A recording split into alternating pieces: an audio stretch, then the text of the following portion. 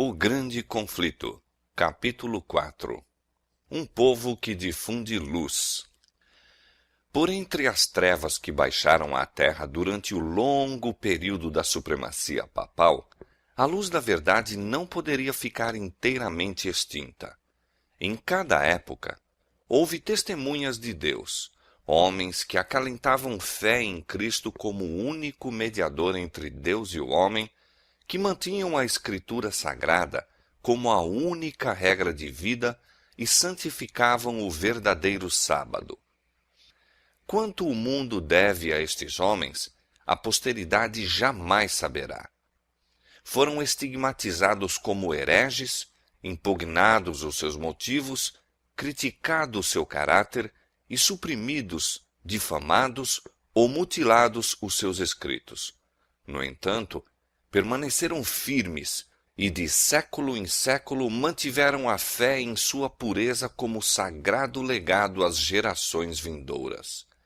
A história do povo de Deus durante os séculos de trevas que se seguiram à supremacia de Roma está escrita no céu, mas pouco espaço ocupa nos registros humanos.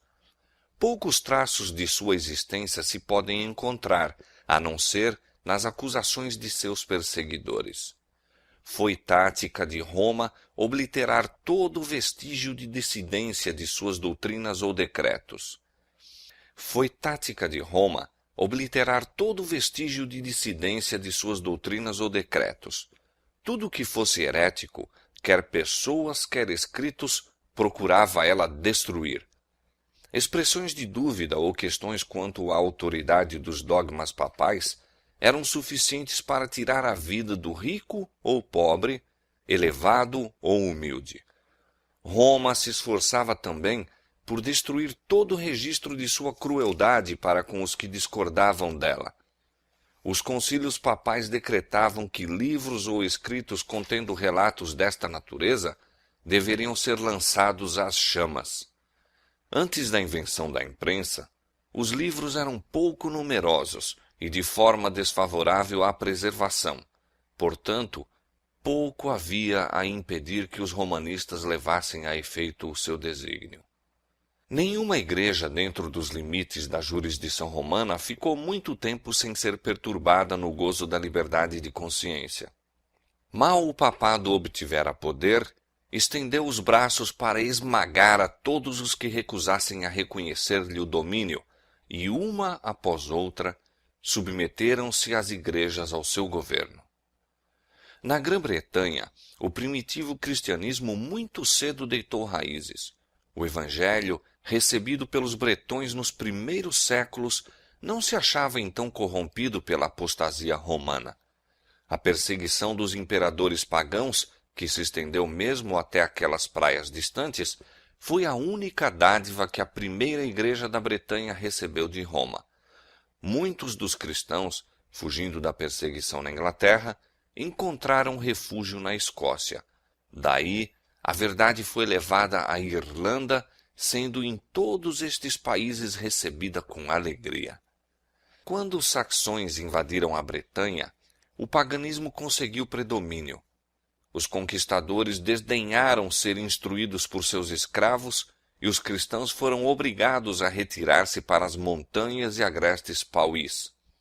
Não obstante, a luz por algum tempo oculta continuou a arder. Na Escócia, um século mais tarde, brilhou ela com um fulgor que se estendeu a muito longínquas terras. Da Irlanda vieram o piedoso Columba e seus colaboradores, os quais, reunindo em torno de si os crentes dispersos da solitária ilha de Iona, fizeram desta o centro de seus trabalhos missionários. Entre estes evangelistas encontrava-se um observador do sábado bíblico, e assim esta verdade foi introduzida entre o povo. Estabeleceu-se uma escola em Iona, da qual saíram missionários não somente para a Escócia e Inglaterra, mas para a Alemanha, Suíça e mesmo para a Itália. Roma, porém, fixara os olhos na Bretanha e resolvera pô-la sob sua supremacia. No sexto século, seus missionários empreenderam a conversão dos pagãos saxões. foram recebidos com favor pelos orgulhosos bárbaros e induziram muitos milhares a professar a fé romana. O trabalho progredia e os dirigentes papais e seus conversos encontraram os cristãos primitivos. Eloquente contraste se apresentou. Os últimos eram simples, humildes de caráter, doutrina e maneiras segundo as Escrituras, ao passo que os primeiros manifestavam a superstição, a pompa, a arrogância do papado.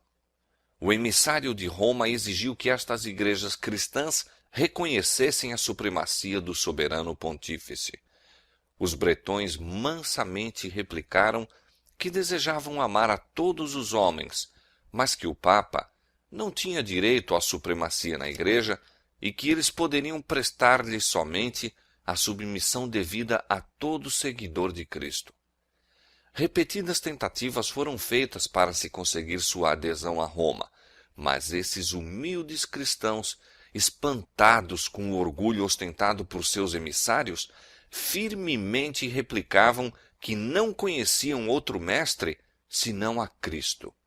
Revelou-se então o verdadeiro espírito do papado.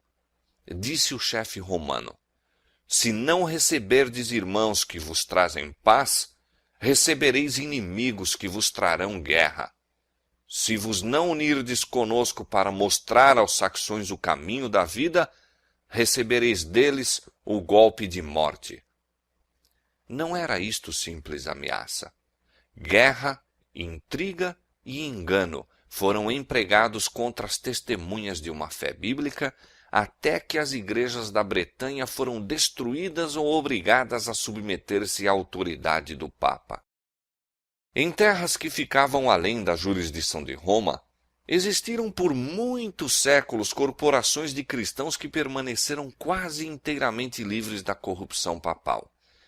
Estavam rodeados de pagãos e, no transcorrer dos séculos, foram afetados por seus erros, mas continuaram a considerar a Escritura Sagrada como a única regra de fé, aceitando muitas de suas verdades.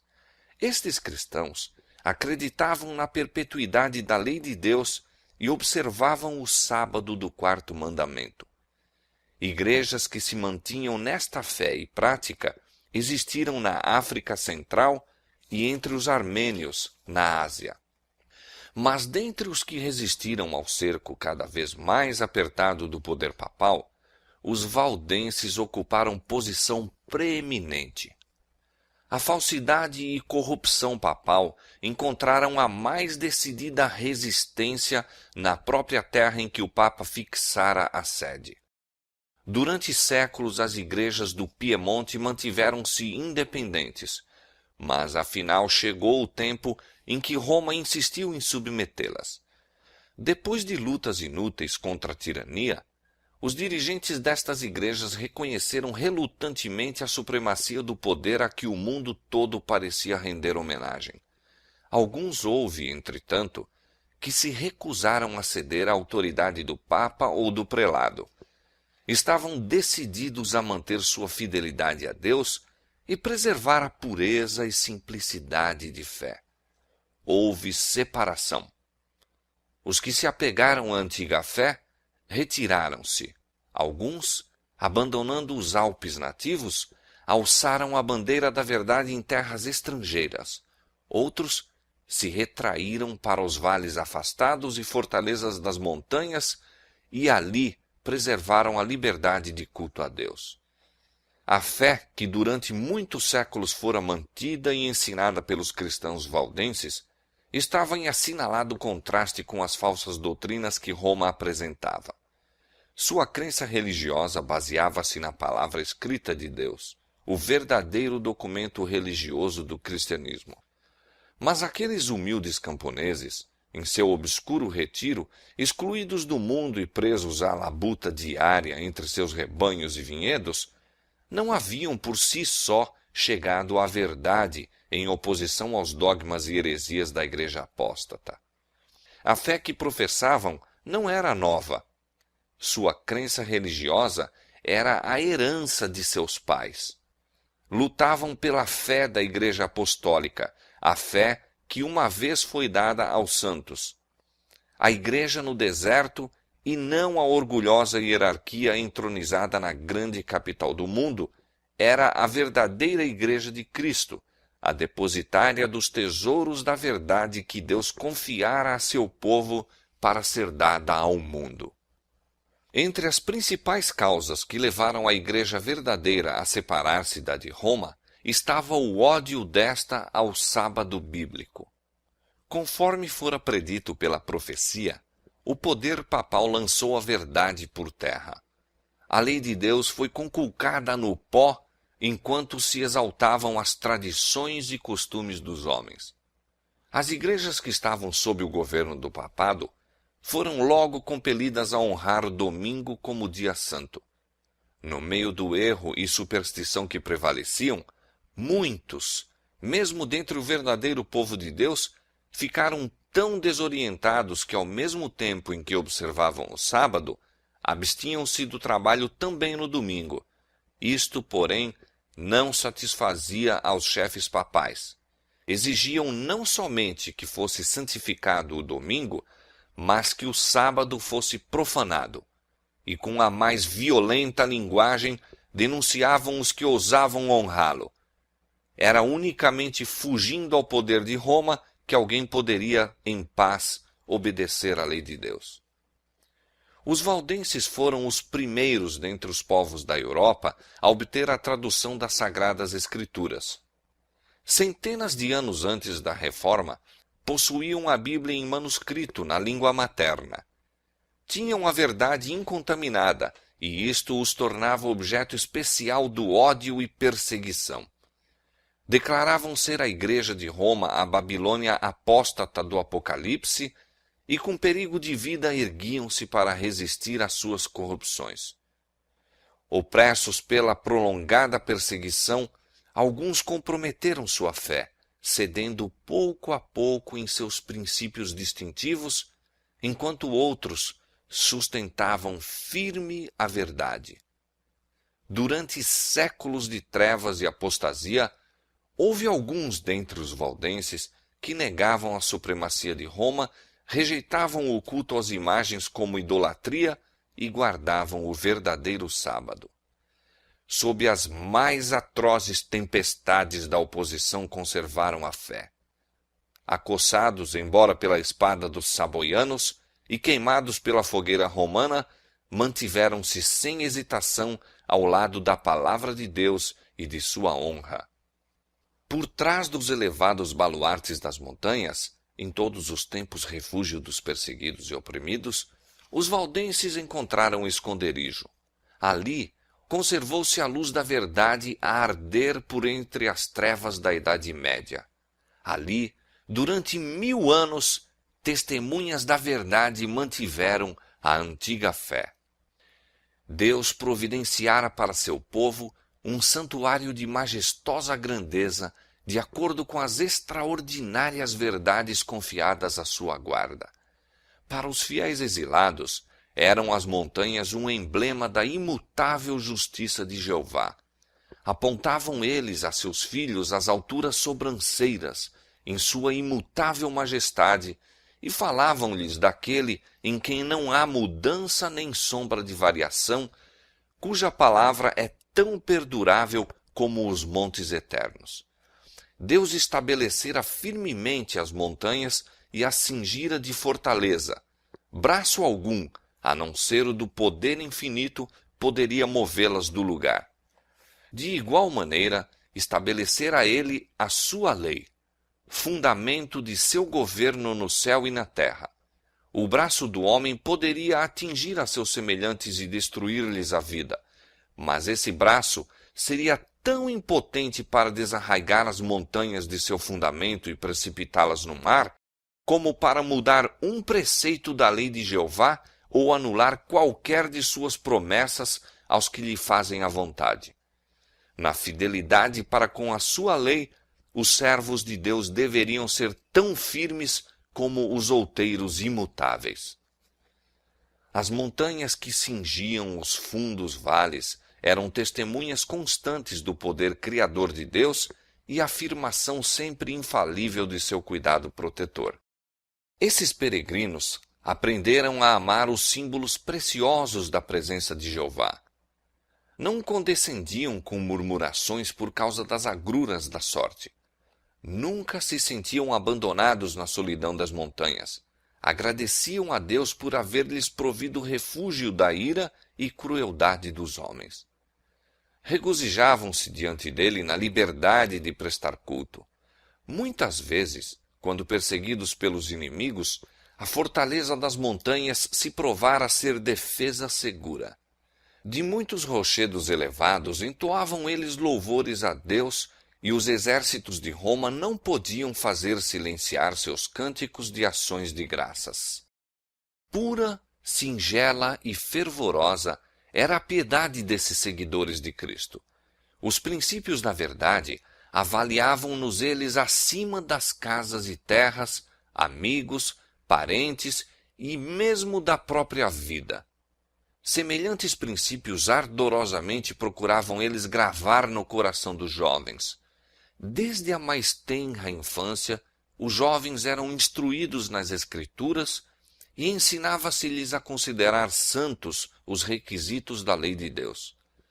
Sendo raros os exemplares das Escrituras Sagradas, eram suas preciosas palavras confiadas à memória. Muitos eram capazes de repetir longas porções tanto do Velho como do Novo Testamento. Os pensamentos de Deus associavam-se ao sublime cenário da natureza e às humildes bênçãos da vida diária. Criancinhas aprendiam a olhar com gratidão a Deus como o doador de toda mercê e conforto. Os pais, ternos e afetuosos como eram, tão sabiamente amavam os filhos que não permitiam que se habituassem à condescendência própria. Esboçava-se diante deles uma vida de provações e agruras, talvez a morte de mártir. Eram ensinados desde a infância a suportar rudezas e a sujeitar-se ao domínio, e, contudo, a pensar e agir por si mesmos. Muito cedo eram ensinados a arrostar responsabilidades, a serem precavidos no falar e a compreenderem a sabedoria do silêncio. Uma palavra indiscreta que deixassem cair no ouvido dos inimigos poderia pôr em perigo não somente a vida do que falava, mas a de centenas de seus irmãos, pois, semelhantes a lobos à caça da presa, os inimigos da verdade perseguiam os que ousavam reclamar liberdade para a fé religiosa. Os valdenses haviam sacrificado a prosperidade temporal por amor à verdade e com paciência perseverante labutavam para ganhar o pão. Cada recanto de terra cultivável entre as montanhas era cuidadosamente aproveitado. Fazia-se com que os vales e as encostas menos férteis das colinas também produzissem. A economia e a severa renúncia de si próprio formavam parte da educação que os filhos recebiam como seu único legado. Ensinava-se-lhes que Deus determinara fosse a vida uma disciplina e que suas necessidades poderiam ser supridas apenas mediante o trabalho pessoal, previdência, cuidado e fé. O processo era laborioso e fatigante, mas salutar. Precisamente o de que o homem necessita em seu estado decaído, escola que Deus proveu para o seu ensino e desenvolvimento. Enquanto os jovens se habituavam ao trabalho e às perezas, a cultura do intelecto não era negligenciada. Ensinava-se-lhes que todas as suas capacidades pertenciam a Deus e que deveriam todas ser aperfeiçoadas e desenvolvidas para o seu serviço. As igrejas valdenses, em sua pureza e simplicidade, assemelhavam-se à igreja dos tempos apostólicos. Rejeitando a supremacia do Papa e prelados, mantinham a Escritura Sagrada como a única autoridade suprema infalível. Seus pastores, diferentes dos altivos sacerdotes de Roma, seguiam o exemplo de seu mestre, que veio não para ser servido, mas para servir. alimentavam o rebanho de Deus, guiando-os às verdes pastagens e fontes vivas de sua santa palavra. Longe dos monumentos da pompa e orgulho humano, o povo congregava-se, não em igrejas suntuosas ou grandes catedrais, mas à sombra das montanhas nos vales alpinos ou, em tempo de perigo, em alguma fortaleza rochosa, a fim de escutar as palavras da verdade proferidas pelos servos de Cristo. Os pastores não somente pregavam o Evangelho, mas visitavam os doentes, doutrinavam as crianças, admoestavam aos que erravam e trabalhavam para resolver as questões e promover harmonia e amor fraternal. Em tempos de paz eram sustentados por ofertas voluntárias do povo, mas, como São Paulo, o fabricante de tendas, cada qual aprendia um ofício ou profissão, mediante a qual, sendo necessário, proveria o sustento próprio. De seus pastores recebiam os jovens instrução. Conquanto se desse atenção aos ramos dos conhecimentos gerais, fazia-se da Escritura Sagrada o estudo principal. Os evangelhos de São Mateus e São João eram confiados à memória, juntamente com muitas das epístolas. Também se ocupavam em copiar as Escrituras. Alguns manuscritos continham a Bíblia toda, outros apenas breves excertos, a que algumas simples explicações do texto eram acrescentadas por aqueles que eram capazes de comentar as Escrituras. Assim se apresentavam os tesouros da verdade durante tanto tempo ocultos pelos que procuravam exaltar-se acima de Deus. Mediante pacientes e incansáveis labores, por vezes nas profundas e escuras cavernas da terra, à luz de archotes, eram copiadas as Escrituras Sagradas, versículo por versículo, capítulo por capítulo. Assim, a obra prosseguia, resplandecendo qual ouro puro a vontade revelada de Deus. E quanto mais brilhante, clara e poderosa era por causa das provações que passavam por seu amor, apenas o poderiam compreender os que se achavam empenhados em obra semelhante. Anjos celestiais circundavam os fiéis obreiros. Satanás incitara sacerdotes e prelados a enterrarem a palavra da verdade sob a escória do erro, heresia e superstição, mas de modo maravilhosíssimo foi ela conservada incontaminada através de todos os séculos de trevas. Não trazia o cunho do homem, mas a impressão divina. Os homens se têm demonstrado incansáveis em seus esforços para obscurecer o claro e simples sentido das Escrituras e fazê-las contradizerem seu próprio testemunho. Porém, semelhante à arca sobre as profundas águas encapeladas, a palavra de Deus leva de vencida as borrascas que a ameaçam de destruição.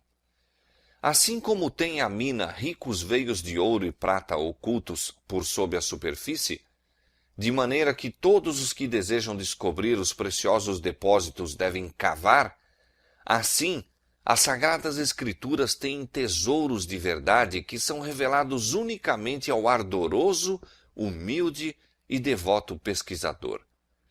Deus destinara a Bíblia a ser um compêndio para toda a humanidade na infância, juventude e idade madura, devendo ser estudada através de todos os tempos. Deu sua palavra aos homens como revelação de si mesmo. Cada nova verdade que se divisa é uma nova revelação do caráter de seu autor. O estudo das Escrituras é o meio divinamente ordenado para levar o homem à mais íntima comunhão com seu Criador e dar-lhe mais claro conhecimento de sua vontade. É o meio de comunicação entre Deus e o homem. Conquanto os valdenses considerassem o temor do Senhor como princípio da sabedoria, não eram cegos no tocante à importância do contato com o mundo, do conhecimento dos homens e da vida ativa para expandir o espírito e avivar as percepções. De suas escolas nas montanhas, alguns dos jovens foram enviados a instituições de ensino nas cidades da França ou Itália, onde havia campo mais vasto para o estudo, pensamento e observação do que nos Alpes nativos. Os jovens assim enviados eram expostos à tentação, testemunhavam o vício, defrontavam-se com os astuciosos agentes de Satanás que lhes queriam impor as mais sutis heresias e os mais perigosos enganos. Mas sua educação, desde a meninice, fora de molde a prepará-los para tudo isto. Nas escolas aonde iam, não deveriam fazer confidentes a quem quer que fosse. Suas verdades eram preparadas de maneira a ocultar seu máximo tesouro, os preciosos manuscritos das Escrituras. A estes, fruto de meses e anos de labuta, levavam consigo, e sempre que o podiam fazer sem despertar suspeita, cautelosamente punham uma porção ao alcance daqueles cujo coração parecia aberto para receber a verdade. Desde os joelhos da mãe, a juventude valdense havia sido educada com este propósito em vista. Compreendiam o trabalho e fielmente o executavam. Ganhavam-se conversos à verdadeira fé nessas instituições de ensino e frequentemente se encontravam seus princípios a penetrar a escola toda. Contudo, os chefes papais não podiam, pelo mais minucioso inquérito, descobrir a fonte da chamada heresia corruptora. O Espírito de Cristo é espírito missionário. O primeiro impulso no coração regenerado é levar outros também ao Salvador. Tal foi o espírito dos cristãos valdenses.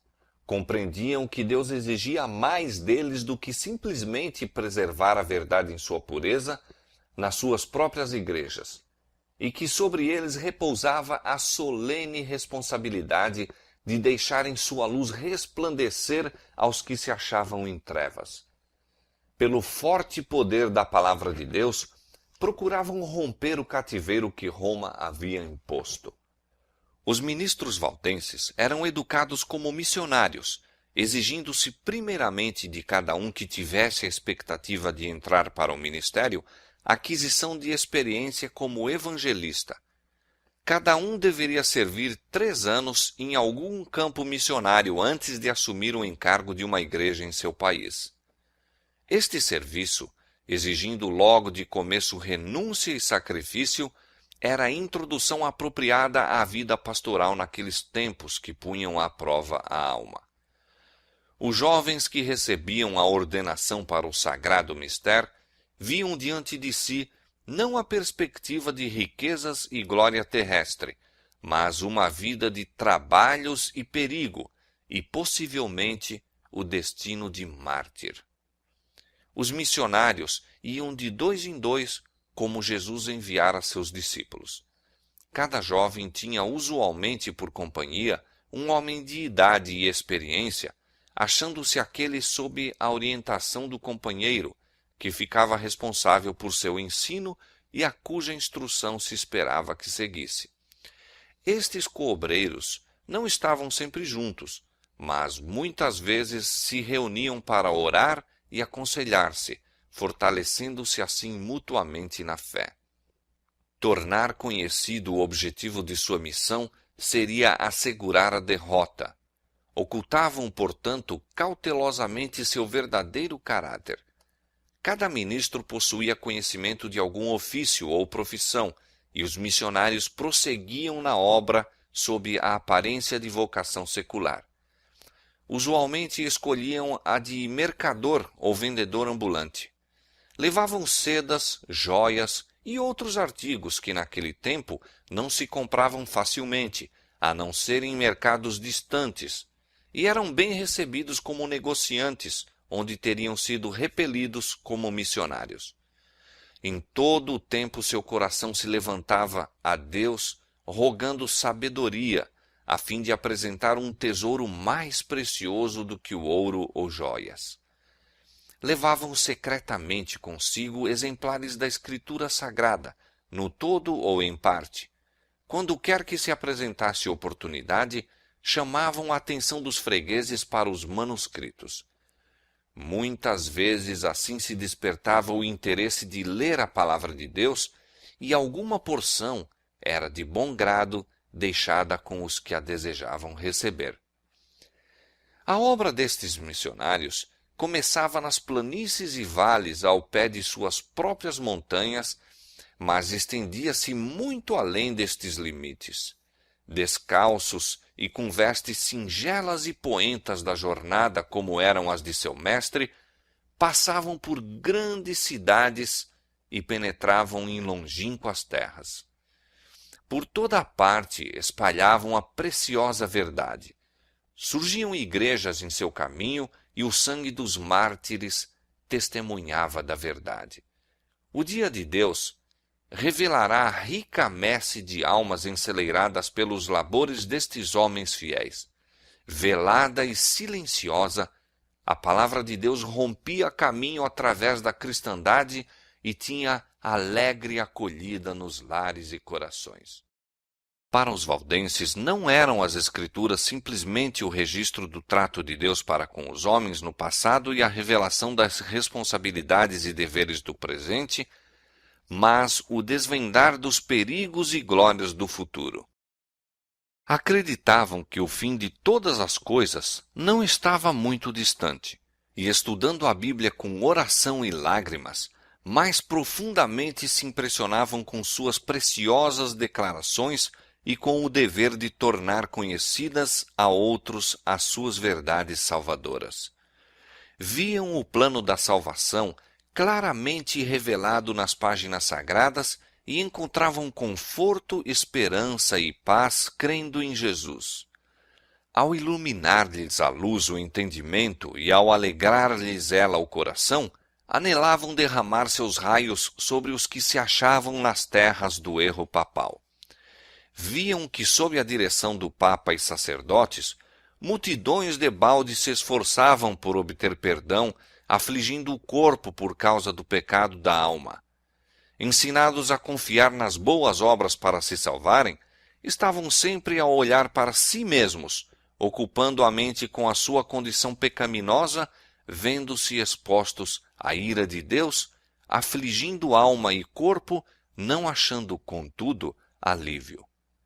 Almas conscienciosas eram, destarte, enredadas pelas doutrinas de Roma.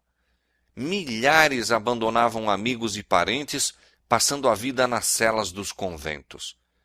Por meio de frequentes jejuns e cruéis açoitamentos, por vigílias à meia-noite, prostrando-se durante horas cansativas sobre as lajes frias e úmidas de sua lúgubre habitação, por longas peregrinações, penitências humilhantes e terrível tortura, milhares procuravam debaldadamente obter paz de consciência.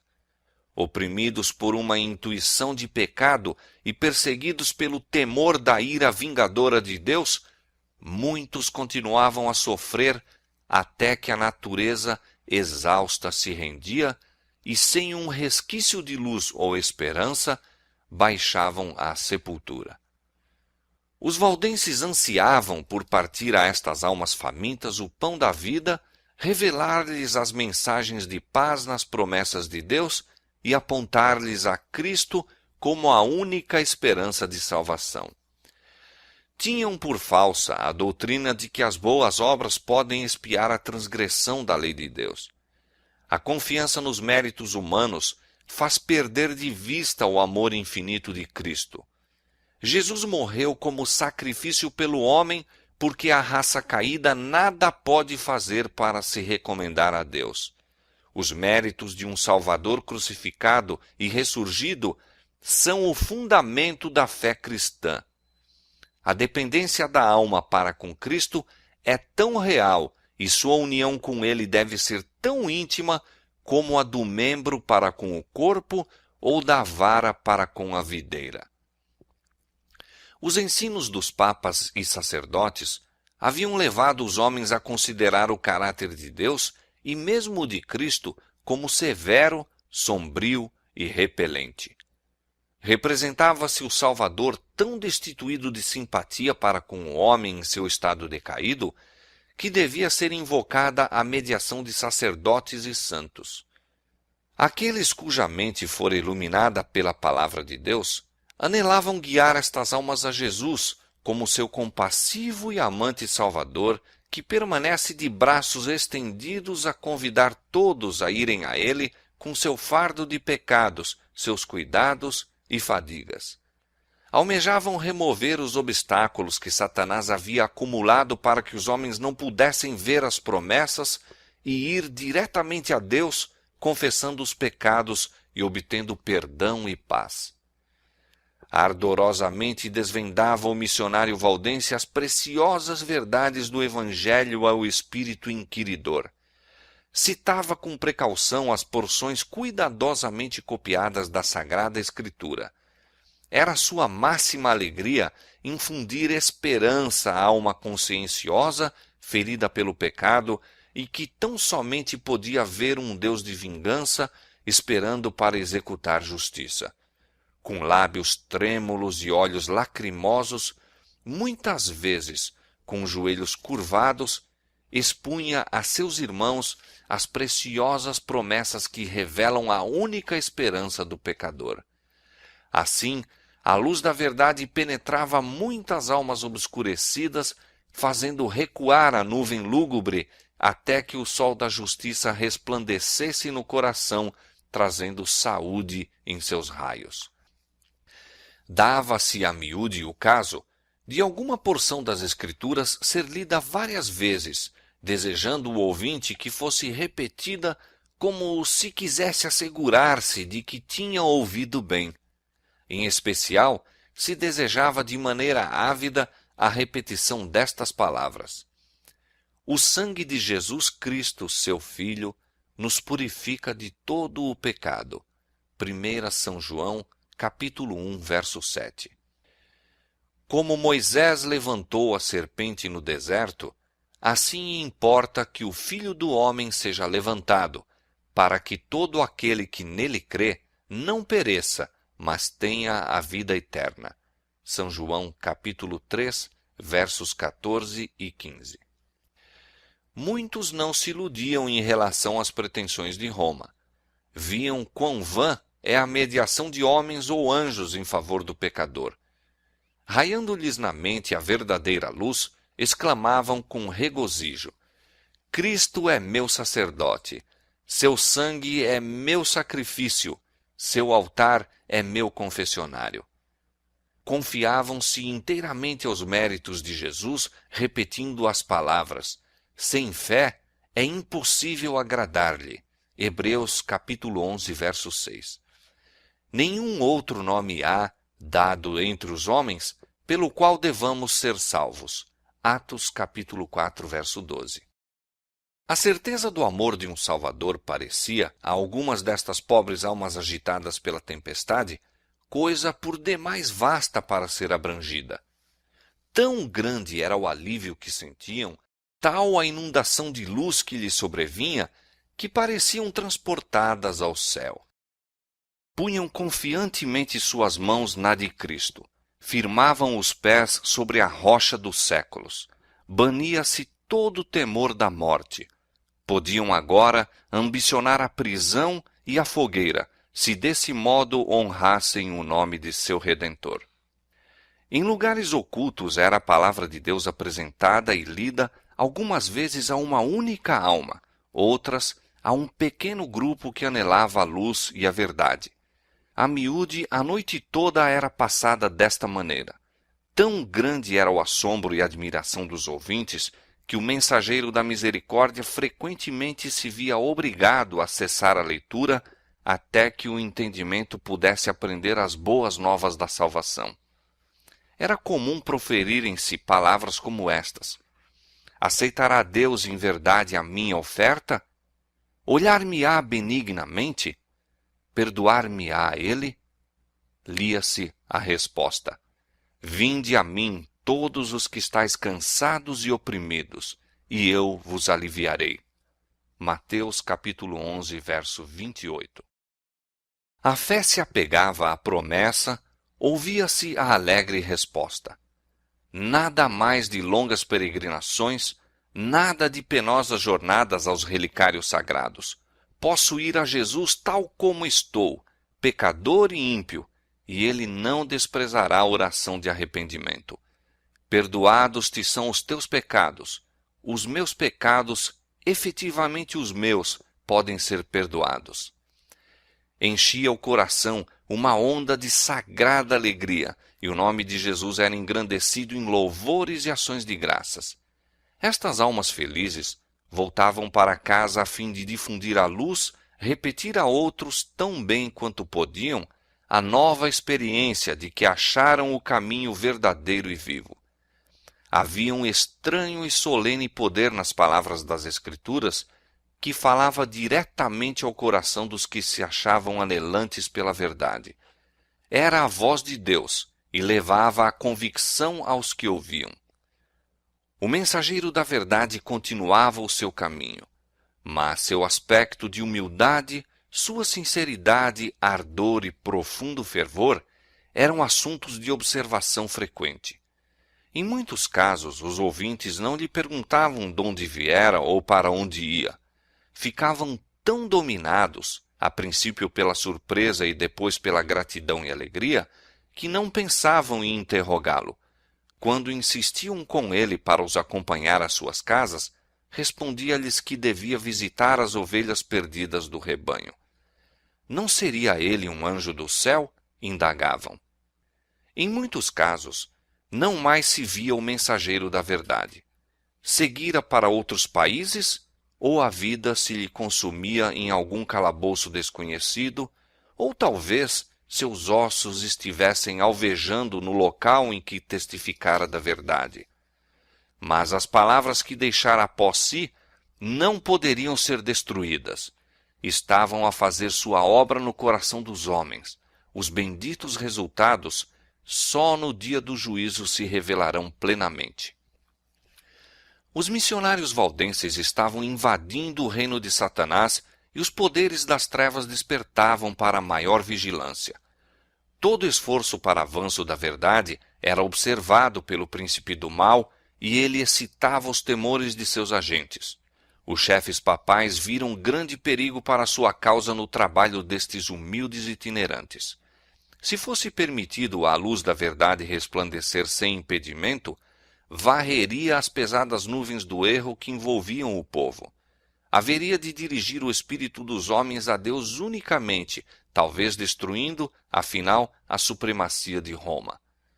A própria existência deste povo, mantendo a fé da antiga igreja, era testemunho constante da apostasia de Roma e, portanto, excitava o ódio e perseguição mais atrozes.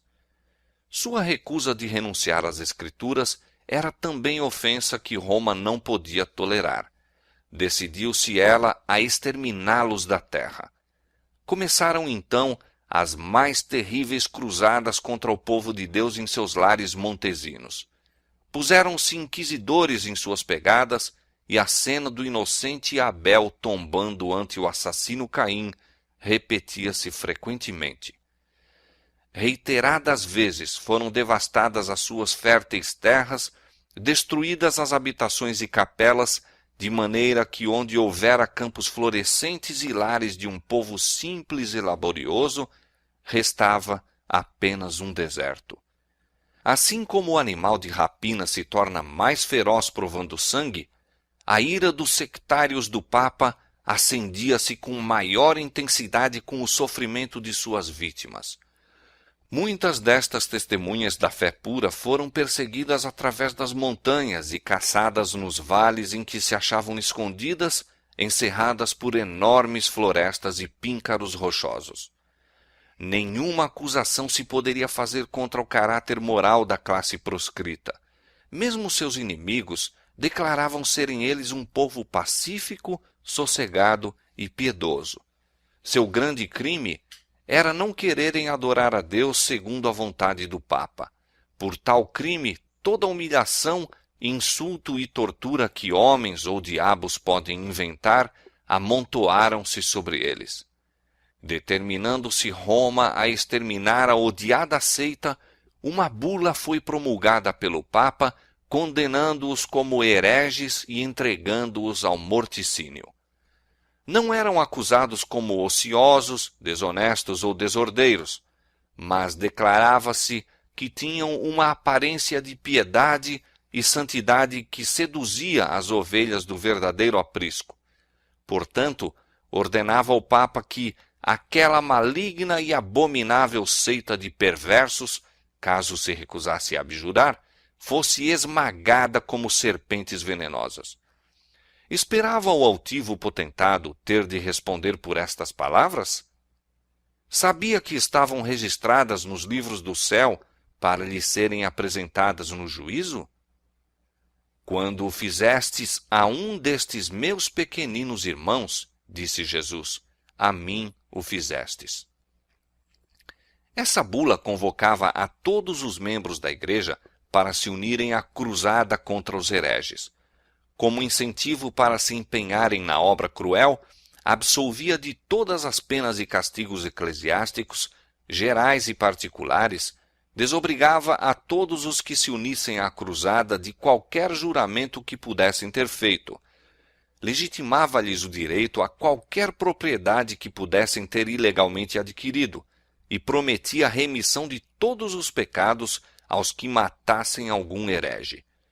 Anulava todos os contratos feitos em favor dos valdenses, ordenava que seus criados os abandonassem, proibia a toda pessoa dar-lhes qualquer auxílio que fosse e a todos permitia tomar posse de sua propriedade.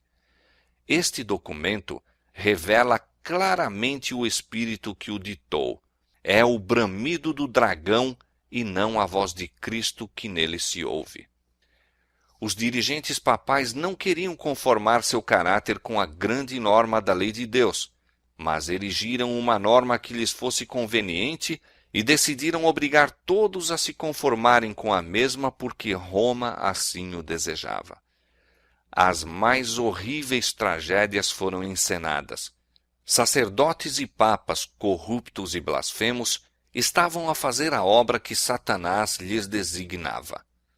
A misericórdia não encontrava guarida em sua natureza.